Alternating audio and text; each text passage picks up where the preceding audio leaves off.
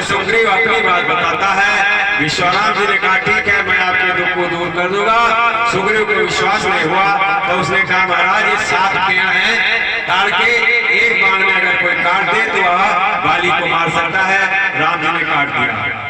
फिर सुग्रीव ने कहा महाराज ये दुदुम्ब ऋषि का दुदुम्बी राक्षस का हड्डी पड़ा हुआ है, जिसको बाली ने पंपापुर से जब ये है मरा, बाली ने मारा था तो इसके अंदर मांस था और चमड़े थे।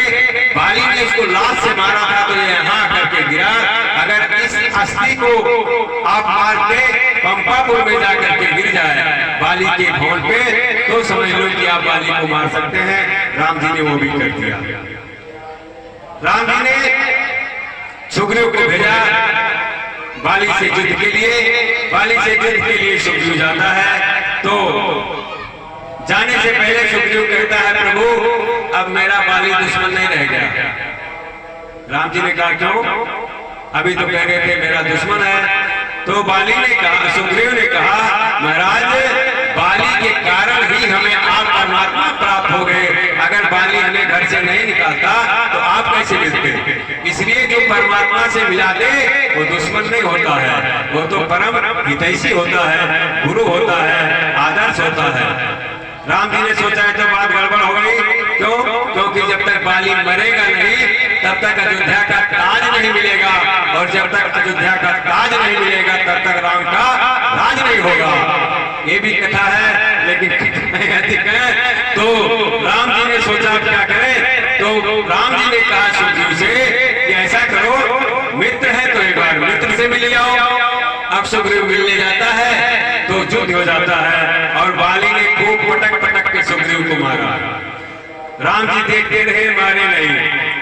सुग्रीव बड़े मुश्किल से जब बाली ने पटक दिया सुग्रीव को तो सुग्रीव ने दांत काट लिया बाली के हाथ में। बंदर है, मरकट है, दांत काटना हाथ चलाना यही इसका काम है।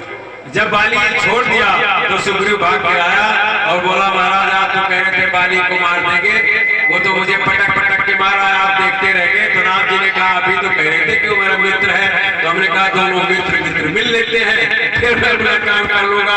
राम जी ने कहा देखो दोनों एक ही शक्ल के थे इसलिए मैंने पहचाना नहीं, इसलिए नहीं मारा कि कहीं गलती से आपको मारने लग गया तो क्या होगा।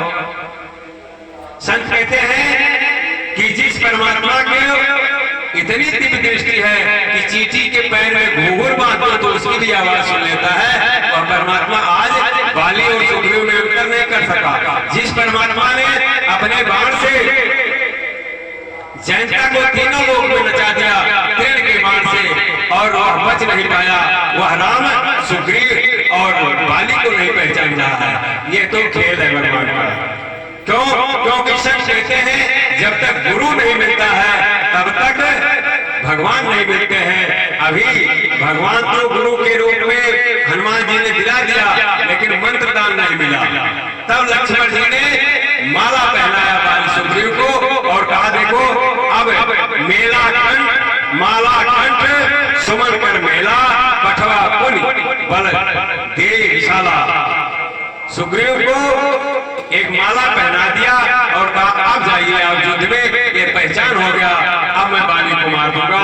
जब लक्ष्मण जी ने माला पहना दिया तो सुग्रीव जी जाते हैं और बाली को तारा समझाती है कि देखो मैंने सुना है कि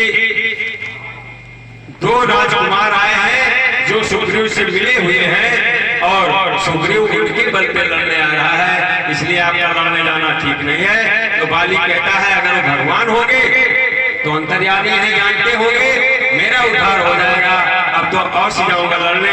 बाली आता है लड़ने के लिए और भगवान ने बाण मारा, बाली गिरा तो राम राम करके गिरा और सामने उठा तो देखता है प्रभु श्री राम खड़े हैं, लेकिन बाली कहता है राम से नी